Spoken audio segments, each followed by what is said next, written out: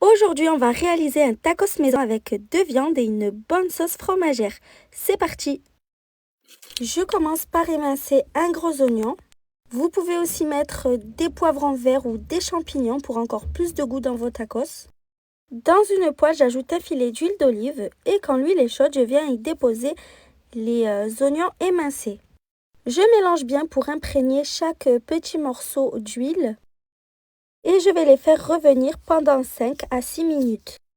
Pendant ce temps, je vais émincer 500 g de blanc de poulet, donc je le coupe en tout petits morceaux. Une fois que les oignons sont bien translucides, je viens ajouter les petits dés de poulet. Je mélange le tout. J'assaisonne avec un peu de sel, du poivre, du gingembre moulu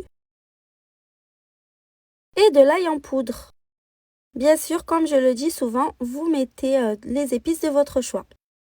Je mélange bien et puis je couvre et je laisse cuire 10 à 15 minutes. Pour plus d'idées de recettes, je vous invite à vous abonner à ma chaîne sans oublier d'activer la cloche de notification pour ne manquer aucune vidéo. Quand le poulet est cuit, je le retire du feu. Je huile à nouveau légèrement une poêle.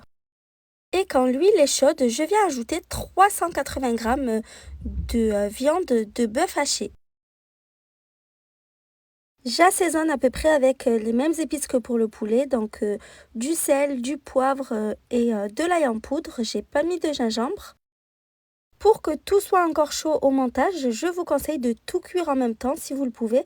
Donc les viandes, les frites et la sauce fromagère. La viande hachée cuit très rapidement, donc en moins de 10 minutes, c'est prêt. Je plonge les frites dans l'huile bouillante et je les laisse cuire jusqu'à ce qu'elles soient bien dorées. Pour la sauce fromagère, j'ajoute 250 ml de crème fraîche liquide dans une casserole. J'assaisonne légèrement avec un tout petit peu de sel et de poivre. Je mélange bien et puis je porte la crème à ébullition. Si la recette te plaît, n'oublie pas de mettre un petit pouce bleu pour m'encourager. Je viens ensuite ajouter 80 g de fromage râpé, donc j'ai utilisé un mélange de mozzarella et cheddar. Et je mélange bien pour faire fondre le fromage. Je laisse encore cuire 2 minutes avant de retirer la sauce fromagère du feu. Donc elle s'épaissit en refroidissant. Quand les frites sont cuites, je les retire de l'huile et je les mets sur du papier absorbant. Donc dans l'idéal, on utilise des frites maison. Je les coupe en petits morceaux. Je prépare une petite sauce avec tout simplement un peu de ketchup et la même quantité de mayonnaise. Ça, c'est vraiment selon les goûts, vous mettez la sauce de votre choix. J'étale un petit peu de sauce sur une tortilla, donc seulement au milieu. Si vous voulez réaliser vos pains tortilla maison, je vous conseille d'aller regarder ma recette. C'est super facile à faire. J'ajoute une première couche de viande hachée.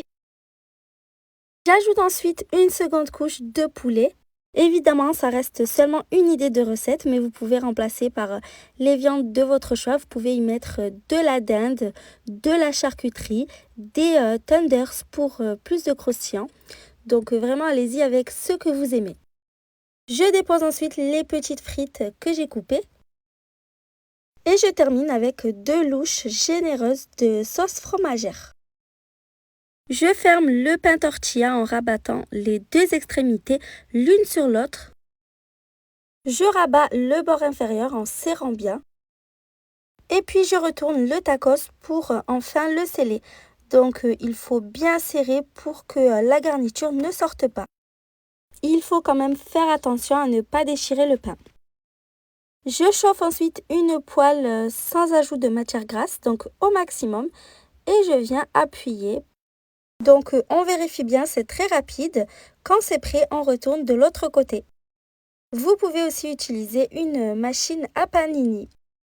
Donc avec cette recette, j'ai pu faire 3 gros tacos. J'espère vraiment que la recette vous a plu. Si c'est le cas, comme d'habitude, n'oubliez pas de commenter, de liker et de partager la vidéo.